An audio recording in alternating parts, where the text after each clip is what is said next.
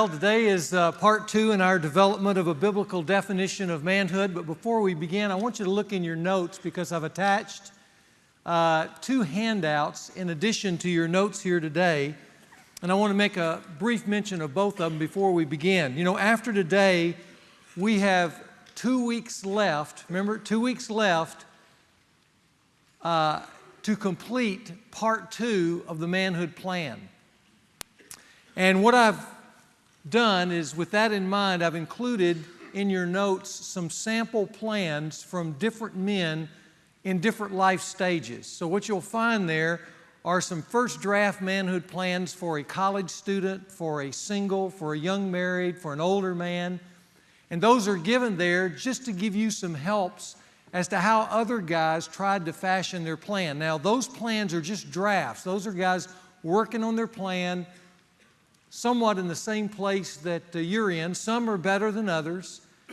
Some have some more specifics than others. And I love those specifics in some of the plans, so you might read all of them because some of the guys are much more detailed as far as practical application, which is the most important thing in a plan.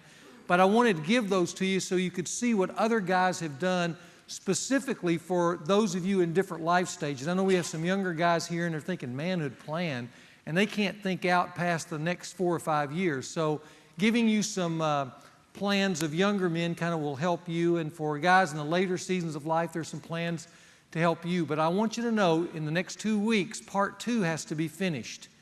And then we'll be on the final stretch of men's fraternity, and you'll be finishing up part 3 in your manhood plan, then turning them in the week before we actually have our men's fraternity graduation. Then there's also included in your notes, you'll notice there a leadership questionnaire, and that's to help you think practically about your leadership as a man in light of the discussion that we've had between Adam and Christ as we've compared the 2 most figures of history, the 2 foremost men in history. Because real men lead, right, guys? Leadership is not just a title. Leadership is an everyday practical reality with some hard-edged specifics attached to it. And what that leadership questionnaire begins to do is scratch around those hard-edged specifics about how you actually lead in life. And so you have a questionnaire to kind of rate yourself, to kind of get a picture on a radar screen of where you are right now in your leadership style. We're not talking about natural-born leaders now. We're just talking about men who are willing to assume the spiritual and social responsibilities that we've been talking about here in men's fraternity. So those hopefully will be helpful to you in moving forward in your quest for authentic manhood. Now this morning what we want to do is to post the 4 defining differences between Adam and Christ. And we want to post those 4 defining differences so I can fulfill a promise that I made to you at the beginning of the year, and that is that you would have a succinct and hopefully compelling definition of manhood. But first, it reminds me of another sign that was posted, this one at a golf course. And the sign was entitled, "The 10 Rules of Success." Unfortunately, this sign was supposed to be posted by the first tee, but instead it was left in the men's bathroom next to the urinals. And so as guys went to the bathroom, they read the 10 rules of success. Here's what it said. Rule number 1, quiet please while others are trying to go. Rule number 2, back straight, knees bent, feet shoulder width apart. Rule number 3, form a loose grip. Rule number 4, keep your head down. Rule number 5, avoid a quick backswing. Rule number 6, stay out of the water. Rule number 7, be mindful of those around you so as not to hit anyone. Rule number 8, if you're taking too long, let others ahead of you. Rule number 9, don't stand directly in front of another person. And then finally, rule number 10, don't take extra strokes.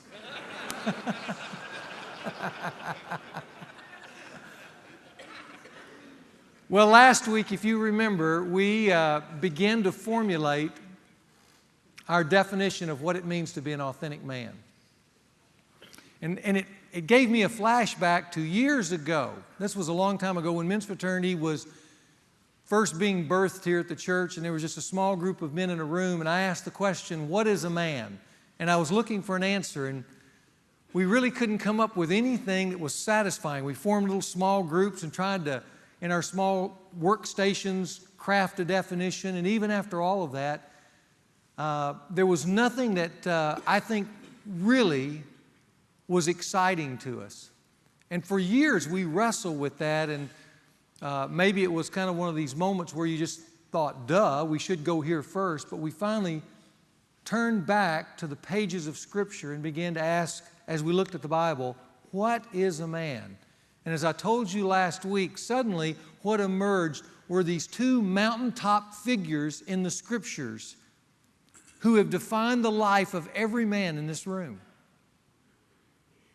They are the two principal men of destiny for every man. And every man, as I told you last week, walks in the light or the shadow of one of these two men. They're the two Adams of Scripture. The Adam of Genesis and the Adam that's revealed in the Gospels. Adam and Jesus.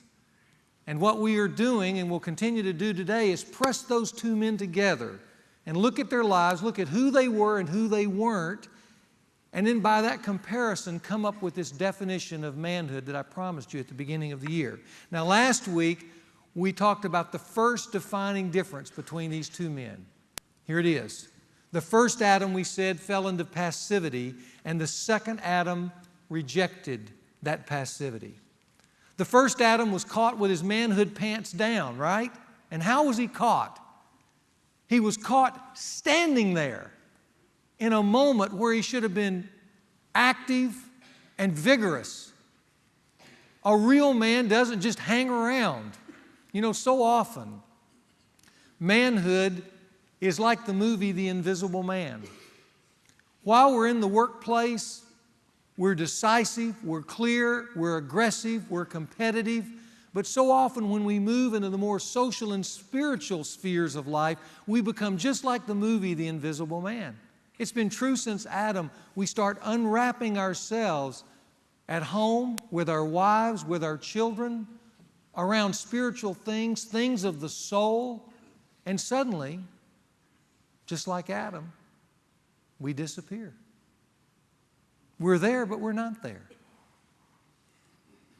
You know, in that garden experience, what was so odd about that moment is, as the man's wife entertained this enemy, you would have expected him to be shielding her, standing in front of her, arguing with the serpent, or pleading with her that she move away from this very dangerous situation, or at least running into that situation with a hoe to cut off the serpent's head. Something that spoke of masculinity. But instead what you find is the man passive, silent, uninvolved, removed, quiet.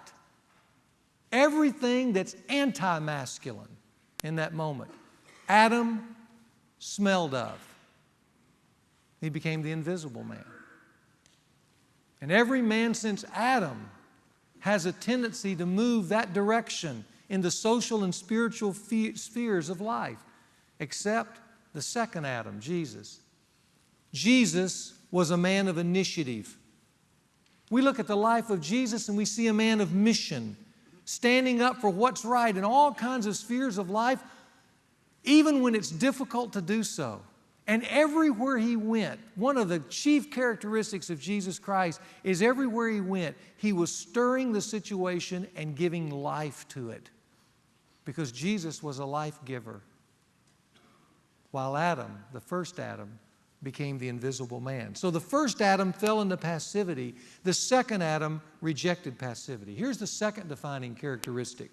The first Adam disregarded his responsibilities.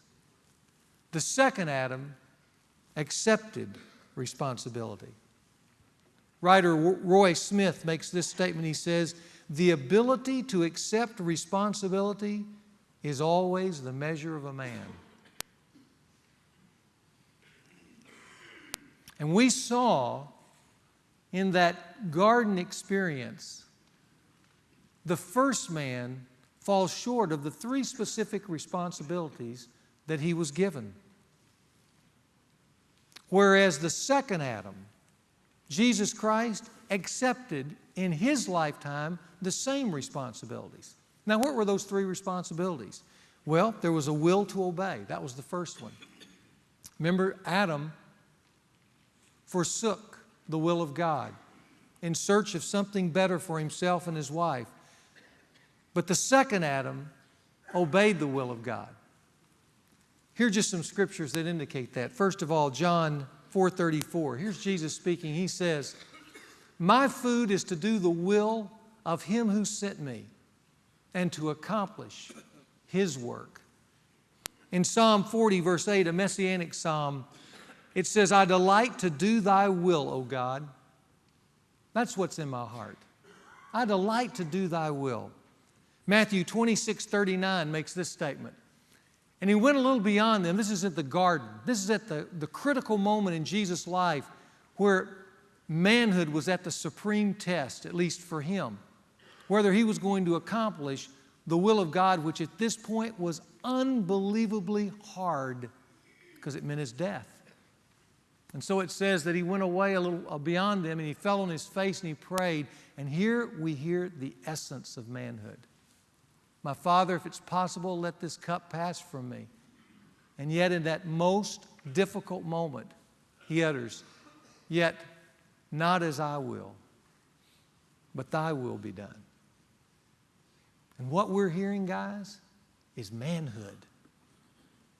Because manhood accepts the responsibility of a will greater than himself to obey. Secondly, Jesus accepted a work to do. First man fell in this regard, but the second man said, "I'll accept the work that you give me to do. I understand that I'm a man under authority." So in John 17:4, Jesus says this, "I have glorified thee on the earth, having accomplished," that's the key word, because he was at the point of finishing his life, "having accomplished the work which you have given me to do." And finally, Jesus himself, just like Adam, had a woman to love. And you go, "I didn't think Jesus was married." Oh, yes, he was. He had a woman to love. It was his church. And that's why in Ephesians 5:25 it says this, "Husbands, love your wives just as Christ also loved his woman," the church. And here's how he loved his woman.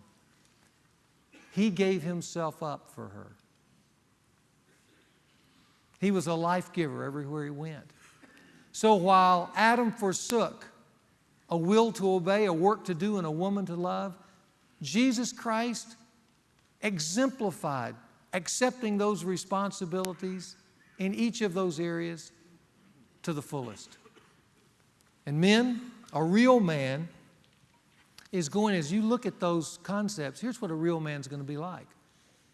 Rather than not thinking about these responsibilities or just periodically drifting through them, at the core of a masculine life is a man who understands that there is a will higher than his will. And so he wants to know what that will is so that he can fit into it. He also knows that there's a work for him to do, that there's a purpose for him on this planet. And so he is aggressive to find that work for himself. It's not just his vocation. It's an overall lifestyle. It's a cause, if you will. And he will not rest as a man until he finds his cause. And then when the woman comes into his life, and for your younger guys, it might just be a girlfriend orbiting around you. Or it might be a wife of 40 years.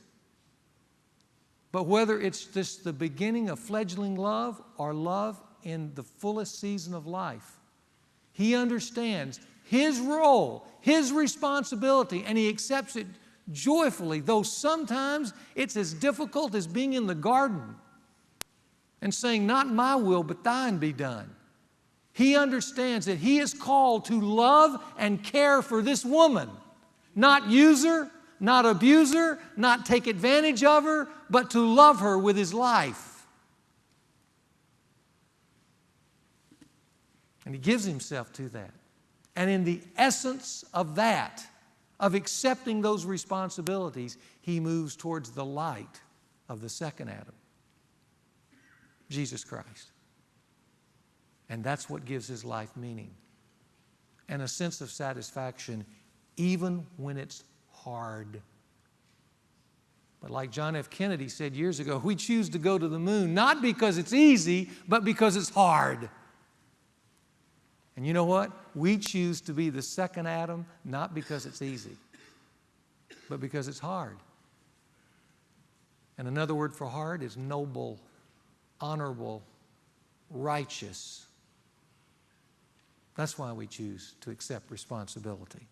Now, even having said that, let's just ask some questions. And I say this because I think it's important just to look at our culture just for a moment. But let's ask the question, what causes a man to accept social and spiritual responsibility? Can I give you just 4 statements that I think are missing really in America in some ways today? But here's what they are. Here's how a young man or any man accepts social and spiritual responsibility. First, when it's clear from a young age that the primary responsibility for the social and spiritual well-being of others, whether it's a young woman or a wife or children, rests on him. And I say that because that's part of what's missing today. Here's this young guy growing up in the inner city or the suburbs or the country. And who comes along in his life and tells him what I just told you? Son, you have a will to obey. You have a work to do. And one day, son, you're going to have a woman to love and care for, and it's your responsibility. Let's talk about it. When that is missing in a young man's life, he grows up with a giant vacuum, and he listens to the siren songs of the world. He begins to think, no, my thing is just kind of hang out, enjoy, do what I want. And when I hook up with a woman, oftentimes, she's supposed to take care of me. Rather than me being the life giver, I'm the one that grabs this umbilical cord from my family that's been sucking life out of my family, and now I plug it into her to suck the life out of her. Because people are here to give me life. Because nobody told me it's the opposite. And see, a young man needs to feel kind of the flat blade of that scepter on his shoulders, knighting him, saying, son, when you grow up, your role as a man is to care for others and to give life to others. You have a will to obey bigger than yourself. There's an eternal adventure that you're on. Don't take it lightly, but enjoy it because there's glory ahead if you're willing to accept it. He needs to be taught that at a young age. Secondly, when he's been trained from an early age by the men in his life to recognize and assume these responsibilities. Can't just be told, he has to be trained. Third, when he is honored, especially by other men, for accepting these responsibilities. You know, we laughed when we gave Asa up here that little card for Valentine's. And he took it, and hopefully he'll give it to his wife this Friday for Valentine's. But let me tell you, one of the things we need to be doing in another kind of way is doing things like that for each other, encouraging. Don't forget Valentine's. Don't do something special. Get some flowers. Write a poem. Write a love note. Leave something on the pillow that morning. And you say, that's kind of corny. No, it isn't. It isn't corny at all. It'll light up the life of your wife. And then we can bump chest and high five and go, way to go, that's being a man. And you know what? You'll reap the rewards for that. You will. But we need to be cheered in those kind of arenas for one another. You know, it's good for an older man just to grab a younger man he's been watching who's out working with his kids, playing out in the front yard, and just come up and go put his hand on his shoulder and say, you know, I've been watching the way you work with your boys there. You're doing good.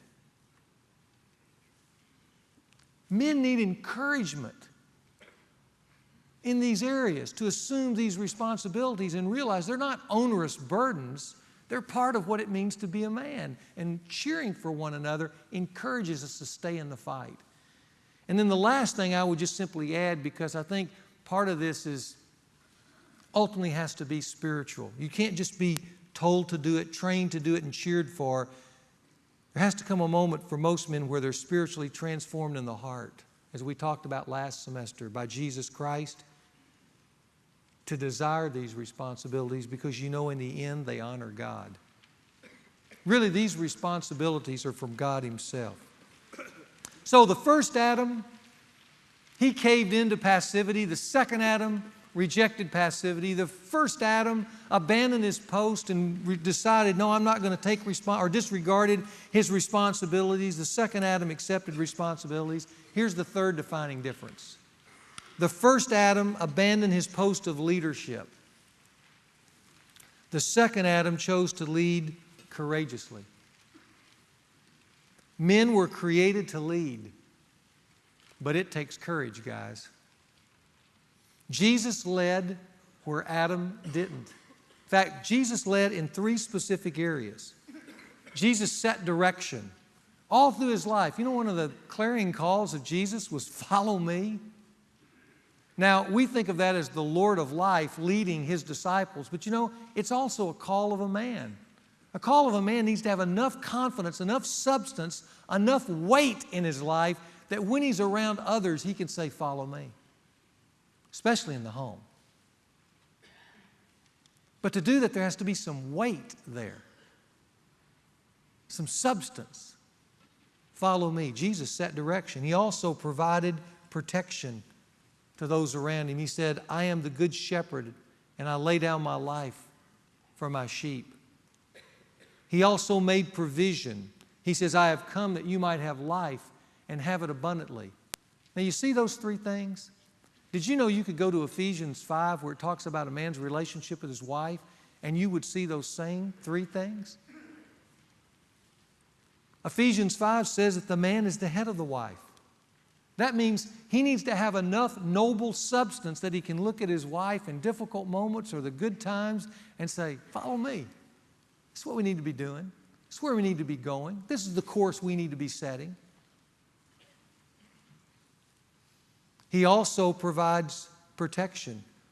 The Scripture says in Ephesians 5 that a man should protect his wife in such a way that her life should have no spot or wrinkle or stain or anything. She should be blameless because of his protection. That is so counter what we saw in the Garden of Eden, isn't it? Because what Adam did there to his wife is allow her to be stained because he didn't give her protection. But the man is supposed to create a protective shield around his woman. And then finally, Ephesians tells us that you are to make provision for your wife. It says there in Ephesians 5 that a husband, a right husband, nourishes and cherishes his wife. Now, guys, here's what I want you to know. Have you felt those responsibilities are yours? Have you personally kind of come to a moment in your life and said, "I accept those responsibilities"? Now, a lot of times those are mentioned at a wedding, when we have a wedding here, and the husband and the wife. But by the time that guy, if he hadn't had any preparation, and I say, "Will you nourish and cherish your wife?" He's sitting there at that point with all the emotion of the ceremony going, "Uh-huh." But he doesn't know what he's saying "uh-huh" to. And for some guys, unfortunately, maybe many guys in America today, that's the only time they're charged with those responsibilities in their whole life. The only time they ever hear that they're supposed to lead and cherish and love and protect their wife is at a wedding ceremony. They didn't hear it growing up, and they'll never hear it again. This is just a moment in time they're passing through. But I want to ask you, you willing to accept those responsibilities? I had 2 guys several years ago in men's fraternity. They were both in their 20s. And after this message, they walked down here, and they were just kind of hanging around. We started talking, and one of the guys looked at me and said, "You know what you talked about today? I have never, ever heard that I was supposed to be responsible for my wife and family." Never. In America today, there's a whole generation of guys who, you know, they just don't get it. because nobody ever gave it.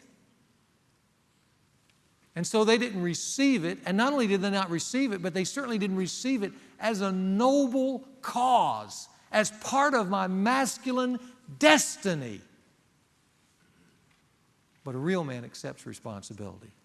And a real man then chooses with that to lead courageously in this regard. So, men were created to lead. And then lastly, to be a courageous leader, every man's got to master one obstacle in his life. If you're going to be a leader, there's an obstacle you've got to overcome. Everybody look up at me. This is enemy number one of men. It's your feelings. Write it down. Feelings.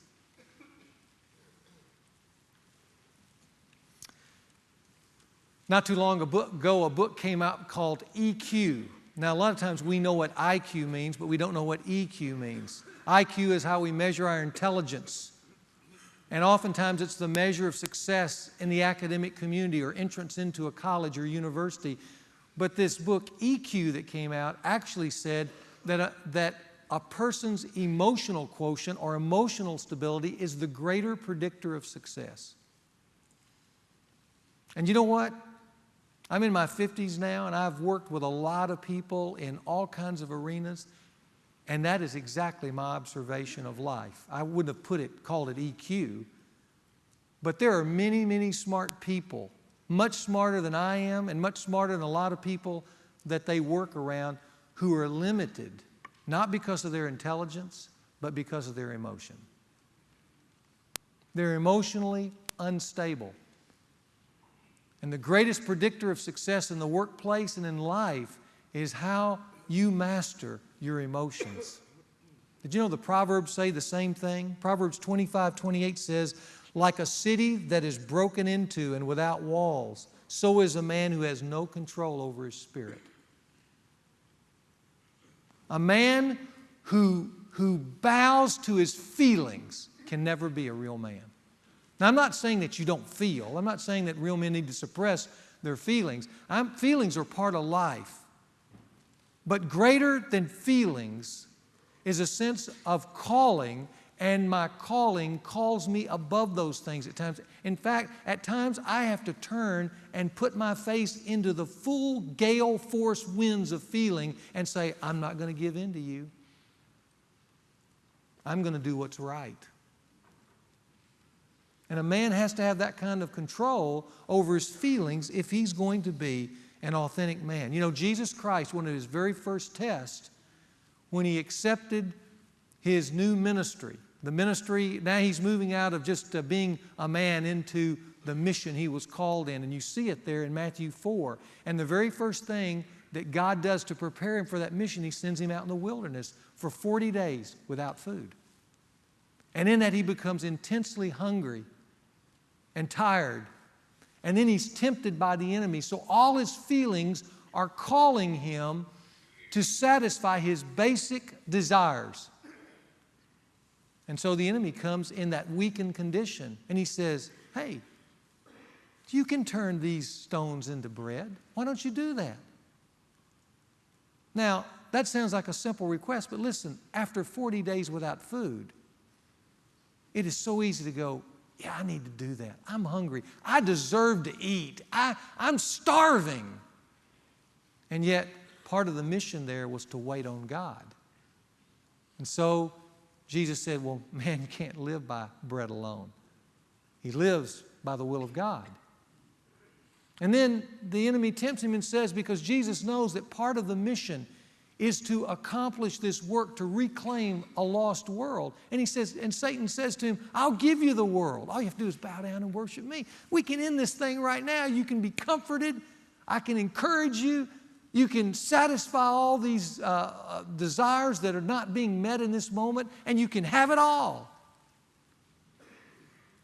And Jesus shows his authentic manhood by standing in the face of that temptation saying, no, I'll wait.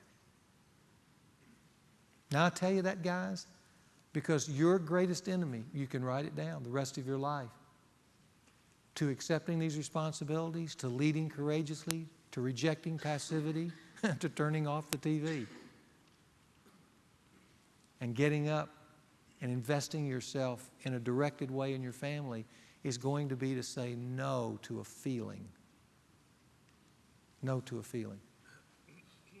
Because men have to live above feelings many, many times every day in order to be an authentic man. You know, Ralph Waldo Emerson made this statement: nothing can bring a man peace but the triumph of principles. And I want you to know, nothing can bring a man the deepest satisfactions of his masculinity than the triumph of truth in his life. Not the satisfying of a feeling. That's kind of like candy. It tastes good for a moment, but then it leaves you empty and starved in just a short period of time, not truly satisfied. This is part of manhood. The first Adam abandoned his post of leadership. The second Adam chose to lead courageously. And then finally, this fourth defining difference. The first Adam sought a greater reward. The second Adam expected a greater reward. There's a difference between those two. Remember, the first Adam was not satisfied with the life God was promising him. He thought, unfortunately, that he was going to beat God's best for him. And guys, look at me. You will never, ever beat what God already wants to give you. He's got a great life for you. All He wants you to do is follow Him and get it. But this first Adam thought, no, I can beat that. There's something better than that. And what he discovered is what every man since him has discovered as we try to gain something better than what God already wants to give us. And that's what it says in Proverbs 24:20. It says this: for there will be no future for the evil man. We may try to get it, but we won't like it when we get it because it's not going to be as good as God had for us already. That's what he discovered. The second Adam, on the other hand, knew if he stayed the course, he would get God's best. In fact, there are numbers of examples of what I'm going to call in your outline second Adam living, beginning with Jesus himself. Because all through the Scriptures keep telling us, keep encouraging us, give us examples of men who believed God over a period of time and got the best in life. That's how they stayed the course. Jesus being our primary example. Here's what it says in Hebrews 12:1 and 2. Just look at the verse. Let me mention one thing to you. It says, and let us run the race with endurance that is set before us, fixing our eyes on Jesus, the author and perfecter of the faith, who for the joy set before him endured the cross, despising the shame, and then he sat down at the right hand of the throne of God, that is, in glory. Now look at the verse for a minute. How did Jesus endure the cross? How did Jesus despise the shame? How did Jesus make it through one of the most difficult times any man could ever enter into? How? It tells us in the verse. Because in the midst of that agony and seeming defeat, Jesus expected a greater reward. See the phrase? Because of the joy set before him. He looked through the difficulty of the moment and expected on the other side, this is going to lead to something noble and honorable and glorious. That's how he stayed the course. And this is just not for the Son of Man. You may say, well, that's Jesus. No, there are other guys here in Scripture that we can look at. For instance, here's what David said. He said, I would have despaired. This is the king. He said, I would have despaired of life had I not believed that I would see the goodness of the Lord in this life, the land of the living. In other words, what David is saying is, hey, I want you all to know through this psalm, I didn't follow after God for nothing. I knew there was gain in this. And so in the midst of hard times, rather than despair, I knew there would be something good before me in the land of the living. And that's what I kept my eyes on. It was the same with Moses. Look what it says of Moses in Hebrews chapter 11. It says this: by faith, Moses, when he was grown up, refused to be called the son of Pharaoh's daughter, choosing rather to endure ill treatment with the people of God than to enjoy the passing pleasures of sin. And you go, how could he do that? Here's how he did it. Because he considered the reproach of Christ greater riches than the treasures of Egypt, for he was looking to the reward. As grand as Egypt was in that moment, He didn't cave into the feelings of seduction that constantly implored him to give in. No, he looked beyond that to a greater reward.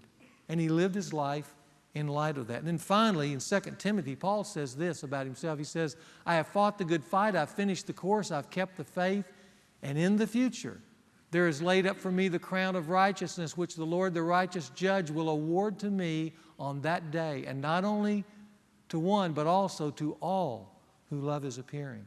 I can stay the course. I can fight the good fight. Why? Because I'm expecting the greater reward. All through the Scriptures, there are examples like that and also exhortations to that same end.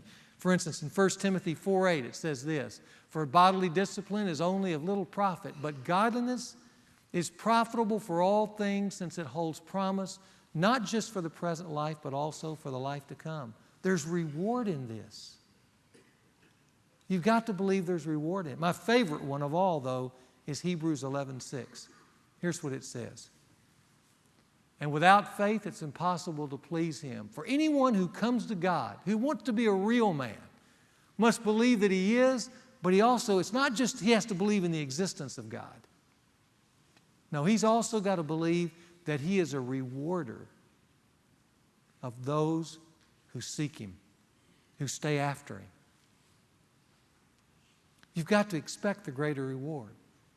There will be moments, whether it's working with your children or holding up your integrity in the workplace, spending time with a child, or thinking creatively to encourage another man.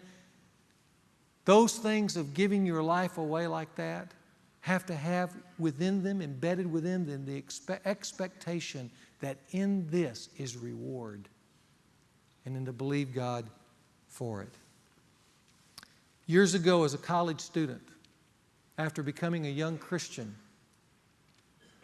I had to look at my circumstances around me with, as I mentioned to you earlier in this year, a crumbling family, an alcoholic dad. I'd just been injured in football, had to give it up. There was despair there, wasn't doing good in school. And in the rubble of those kind of things, where life had kind of caved in on me as a young Christian, I had to decide whether I was going to live for Christ. And one of the things that I held on to in those early days as a young man, with all that around me, and some of you right now are in that kind of rubble. Your life is kind of caved in. And I know what that feels like. I've been there. And so a conclusion has to be made, whether I'm going to give into this, give into the feelings, play the victim, blame others, and just kind of, wallow my way through the next few years and hope something good happens to me. Or even worse, decide I'm going to seize evil and get my own reward. You've got that choice. And all I can tell you is at that moment I made a decision. And the decision was to believe God. And there was nothing around me to encourage me for that. Just believe God and His promise that there was a greater reward there if I would choose a nobler life. Well, that was then. That was at 18. I'm 53. And now I'm looking back and I'm going to say to you, has there been reward? And here's what I would say. I go, well, I've dealt with the wounds in my life over the last number of years responsibly, and I don't feel tied to my past at all anymore. I don't even think about it. I feel released and healed. That's a reward. I look at my marriage of 32 years, and I look at my wife who admires me. In fact, she's up in Fayetteville today, but I got up this morning because she left early yesterday, and when I got up this morning, on our mirror was this sticky note with this big happy face saying, "Remember, I love you." And I look at that and I think, my wife really does love me. There's great admiration there. Admiration that really I don't think I deserve. But when I look in her face and see admiration after 32 years, I go, that's a reward. I look at my kids who are reasonably healthy and emotionally stable, and I go, that's a reward. I look at the fact that I have a cause in life. I enjoy getting up in the morning, even on mornings like this that are real early, and coming in and pouring my heart out to guys like you and encouraging guys to hang in there. And I do so not because it's work. It's a joy. It's my cause. And I love that. That's part of my reward. I've had a host of great experiences over my lifetime. I look back over the season of my life since becoming a Christian and all the incredible things that have happened, not just to me, but around me. And I go, this is reward. And then on top of that, I look at the fact that because of trusting Christ, over the last 30-something years, there's not been any major dead ends that I've hit because of foolishness that I've had to spend additional years trying to recover from. And that in itself is reward. So is there reward out there? And not only that, but there is also this greater expectation that one day after this life is over, there'll be additional reward for having made decisions that you never saw and you never will see, but God saw. And He says, I'll never forget those. In fact, I'll bring those up someday so you can hear them. All of that is reward. That's what Jesus promised when He walked the earth as the ultimate man. And He said to humanity, I've come that you might have life and have it abundantly. That's the call. The call is to real manhood. So let's sum all of that up and let's ask the question, so what is a real man cut from the biblical mold? Now we're at the point of me delivering finally the promise I made to you. What is a real man? Okay, here it is. If you want a succinct definition that you can carry with you, a real man is one who rejects passivity. He stops just standing there. He's one who accepts responsibility for God's will, for God's work, for God's woman. He's one who leads courageously.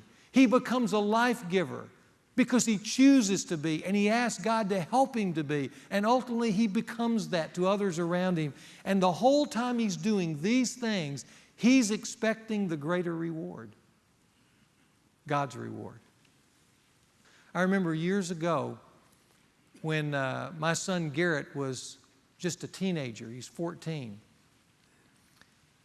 And he and I had talked about this definition. I'd encouraged it, and he holds me accountable to it. I hold him accountable to it. But he was out with a group of his peers and one of our youth pastors who hadn't been through men's fraternity. And they were just out having a little session together. And the youth pastor said, hey, let me ask you guys a question.